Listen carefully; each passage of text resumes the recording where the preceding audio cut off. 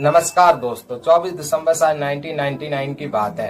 Indian airlines की flight IC814 Kathmandu से take off करती है। ये फ्लाइट दिल्ली जा रही है और आमतौर पर काठमांडू से दिल्ली जाने में लगभग 2 घंटे का समय लगता है। लेकिन इस फ्लाइट में बैठे पैसेंजर्स और क्रू मेंबर्स इस बात से अनजान है कि दिल्ली की ये दूरी उनके लिए बहुत दूर होने वाली है। इस प्लेन को 5 लोगों के द्वारा हाईजैक कर लिया जाता है और ये हाईजैकर्स पैसेंजर को रिहा करने के लिए $200 मिलियन की रकम मांगते हैं। साथ ही साथ कुछ और बड़ी डिमांड्स जैसे कि आतंकवादियों को जेल से रिहा करना। अगले 7 दिन तक पूरा देश दिल थाम कर इस हंगामे को टेलीविजन पर होते हुए देखता है। एक ऐसी हाईजैकिंग जो इंडिया के हिस्ट्री में सबसे बड़ी हाईजैकिंग और आखिरी हाईजैकिंग थी। सही सुना आपने दोस्तों, फॉर्चूनेटली इसके बाद आज तक कोई भी प्लेन हाईजैक नहीं हुआ इंडिया में। आइए समझते हैं इस पूरे इंसिडेंट को गहराइयों से।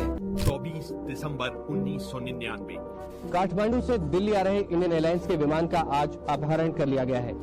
Plane was carrying 11 crew members and 179 passengers. We were blindfolded, all of us, with our heads down. Passenger है, उनकी सेफ्टी हमारी सबसे बड़ी priority. We have evidence to show that hijackers were encouraged by Pakistan.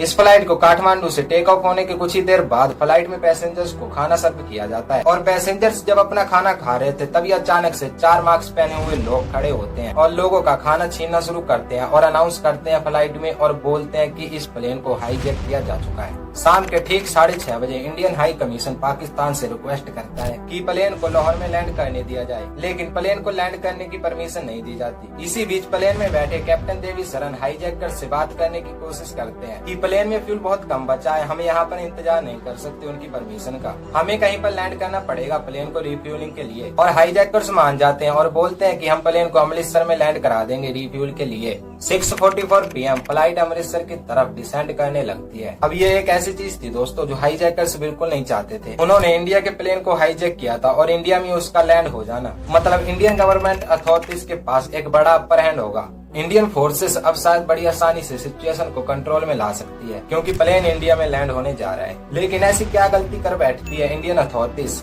गलती एक नहीं बल्कि कई होती हैं। 7:01 पर फ्लाइट अमृतसर एयरपोर्ट पर लैंड करती है और सरकार से रिक्वेस्ट की जाती है कि फ्लाइट में रिफ्यूलिंग की जाए। अगर रिफ्यूलिंग नहीं किया जाएगा तो यहाँ पर धमकियां दी जा रही हैं कि ये पैसेंजर्स को मारना शुरू कर देंगे। 5 मिनट गुजरते हैं, 10 मिनट गुजरते हैं, 15 मिनट गुजरते हैं और रिफ्यूलिंग नहीं की जाती और हाईजैकर्स एक्चुअली में एक आदमी पर हमला कर देते हैं। उनका नाम सतनाम सिंह था। उन्हें काफी गहरी चोट पहुंचती है गर्दन पर और थोड़ी देर बाद वो मारे जाते हैं।